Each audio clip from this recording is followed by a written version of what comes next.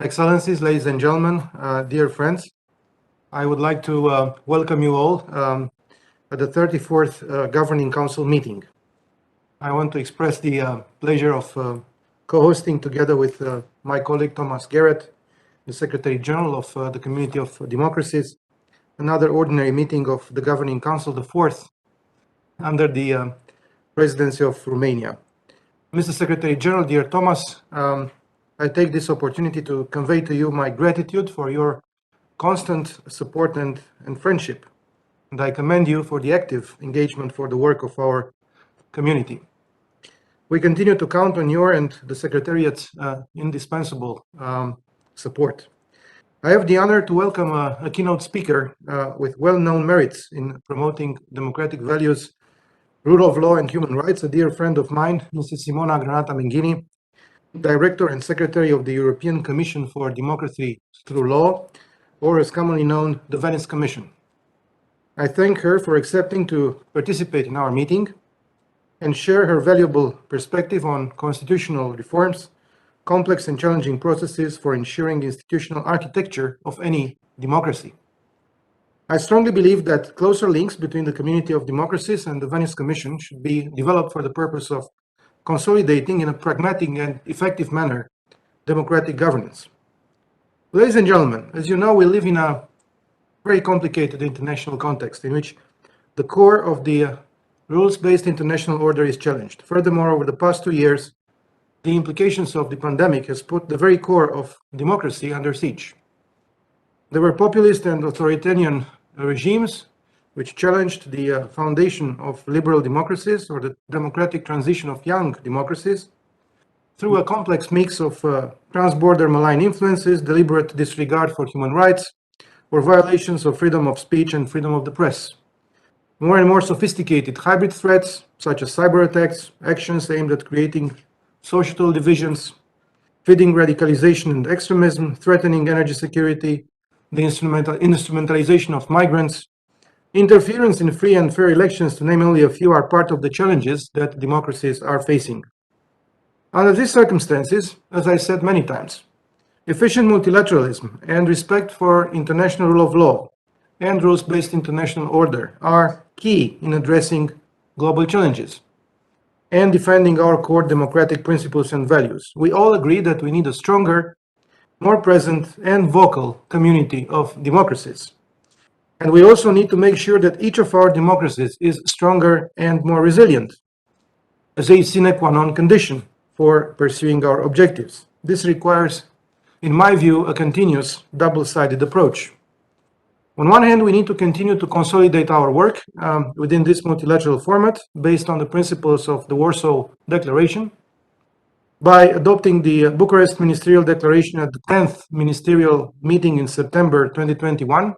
In the margins of the General Assembly, we expressed our determination to defend and uphold our community of democratic values. We also promoted our pragmatic aim to consolidate democratic resilience. At the same time, I reiterate my strong belief that it is high time that the community of democracies comes forward more often and more visible.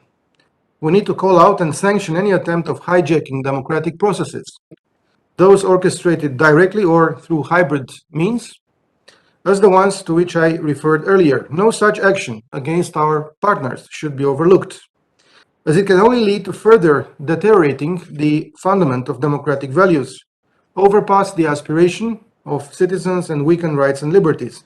And this can lead to the disruption of the international rule of law. We see this phenomena even in our close neighborhood, as for example, the flagrant disregard for human rights and freedom of speech in Belarus. As I stated many times, we as the community of democracies have a common responsibility for supporting emerging democracies as well as our friends and partners that struggle to advance on the democratic road. And above all, we must stand with the people which aspire to live in free, peaceful, and democratic states. We should strongly condemn violations of human rights and any attempt of disrupting rules-based international order. We need to react more often and more promptly, and this would prove our solidarity with our partners and make our format even more relevant. And that is why I warmly welcome the statements adopted by the member states of the Governing Council, such as that on Myanmar last February or on Cuba in November, and I thank the member states that joined us in these demarches. I especially commend the active and swift reaction of the Secretary General to democratic drifts on Mali at the beginning of January, on the illegitimate sentencing of political prisoners by the Lukashenko regime in December, or on the situation in the Republic of Sudan last November, to name only a few. This type of reaction is much needed, and I encourage you to continue in this effort. You have our full support. I reassure you that Romania remains determined to prevent and combat all negative phenomena undermining democratic trust, thus contributing to building democratic resilience and people's awareness that democracies deliver. And the results of our 2019-2022 presidency of the Community of Democracies, I hope, reflect our resolve to play an active role in this respect. Dear friends, youth empowerment and engagement has been a top priority of our mandate as presidency, and we remain resolute on the role of education in functioning democracies. Over the past 2 years, the Youth Forum of the Community has become an accessible and inclusive tradition that we intend to continue this year.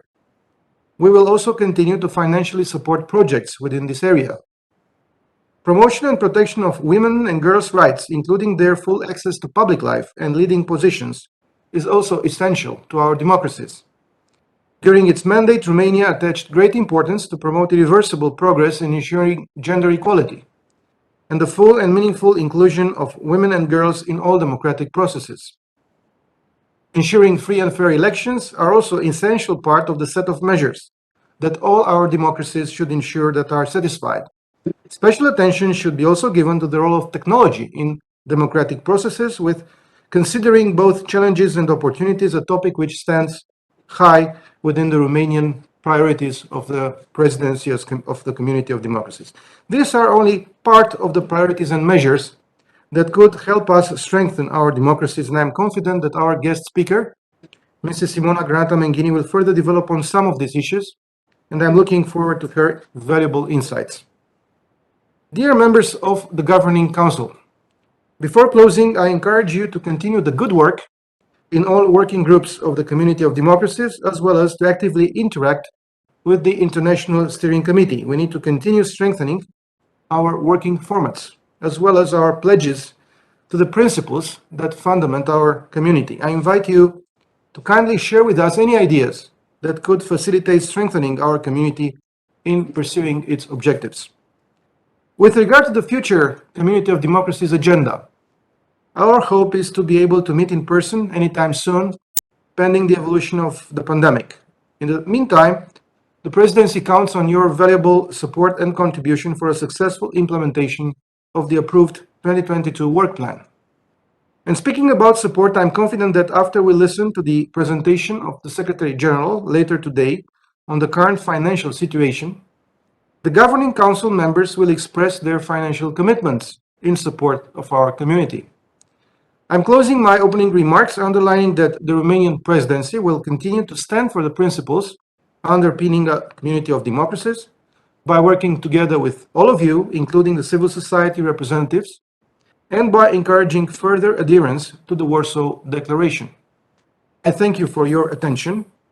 And now, dear friends, I have the pleasure to invite the Secretary General, Mr. Thomas Garrett, to share his opening remarks.